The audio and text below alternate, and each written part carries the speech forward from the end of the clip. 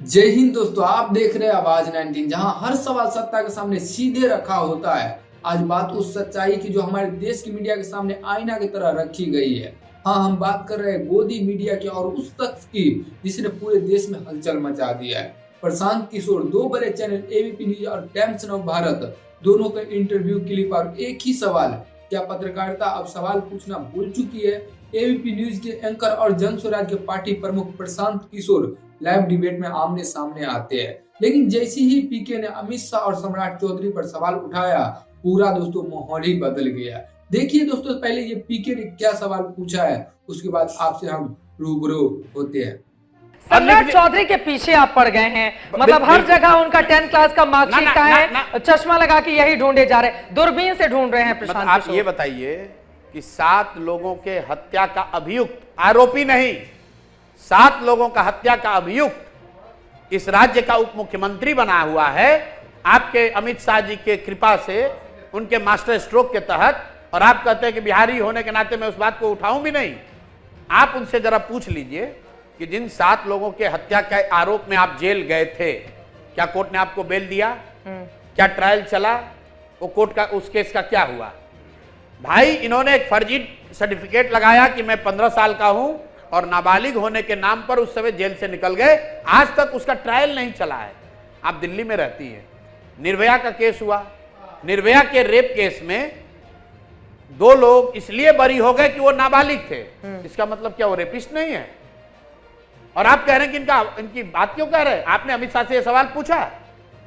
आपने अमित शाह जी से यह सवाल पूछा कि सर, आपने जिसको उप मुख्यमंत्री बनाया है वो 7 लोगों के हत्या, 7 लोगों की हत्या मतलब नरसंहार हो गया, 7 लोगों की हत्या का वो आदमी अभियुक्त है, जेल काटा है, और वो आदमी ये बता भी नहीं रहा है कि वो कर क्या रहा है। और आप कह रहे हैं कि पीछे पड़ गए।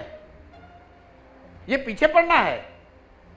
जनता तुमको चुन भी रही है ना, वो यहाँ के बिहार के डिप्टी सीएम है। चुनाव मान लीजिए उनकी पार्टी है, वो चेहरा है, उनकी पार्टी है, उनकी पार्टी जीत रही है। पिछले बार 74 सीटों पर जीत मिली थी। जनता ने सम्राट चौधरी को चुना है।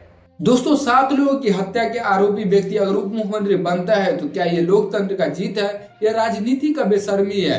और दोस्तों, जवाब में एंकर ने मुद्दा ही बदल दिया, बोली कि भाजपा तो जीतती आई है, यानी अगर कोई पार्टी चुनाव जीत जाए तो उनके नेताओं के ऊपर जितने भी गंभीर आरोप लगे हैं उस पर चर्चा नहीं होनी चाहिए, उन पे सवाल नहीं उठनी चाहिए। यही सवाल उठाया है प्रशांत किशोर ने और पूरा गोदी मीडिया इसके वजह से हिल गया है। दोस्तों, बात सिर्फ एक एंकर का नहीं है, बात उस मानसिकता की है जहां पत्रकारिता सत्ता से सवाल पूछने के बजाय उनको बचाने में लगे रहते हैं। और यही एबीपी न्यूज है जहां पे कभी अभिषेक शर्मा, संदीप चौधरी, प्रतिमा मिश्रा जैसे पत्रकार सत्ता को आईना दिखाते थे, लेकिन अब वही चैनल सत्ता को बचाने में उतर आए हैं। अब चलते हैं दूसरे क्लिप टाइम्स नव भारत की ओर। यहाँ भी प्रशांत किशोर ने सवाल तो पूछे मगर जवाब सत्ता के खिलाफ ही गया। एंकर ने तुरंत बीच में टोक दिया। पीके ने कहा, अगर आप मोदी जी की जनधन योजना पे सवाल नहीं उठाना चाहते, उसे धन्यवाद देना चाहते हो, दूसरी तरफ नोटबंदी के खिलाफ शिकायत भी आप करिए। यानी कि एक तरफ तारीफ कर रहे हैं तो दूसरी तरफ आलोचना भी करिए, दोनों ही जरूरी है। पर सवाल ये है, क्या गोदी मीडिया आलोचना सुनना चाहती है? क्योंकि जैसे ही सत्ता पर सवाल उठता है, कोई मीडिया हाउस अपना माइक को नीचे कर देता है या फिर अपने एंकरों को गोदी में बैठा लेता है, जो सत्ता की बात दोहराते रहता है, जनता की नहीं।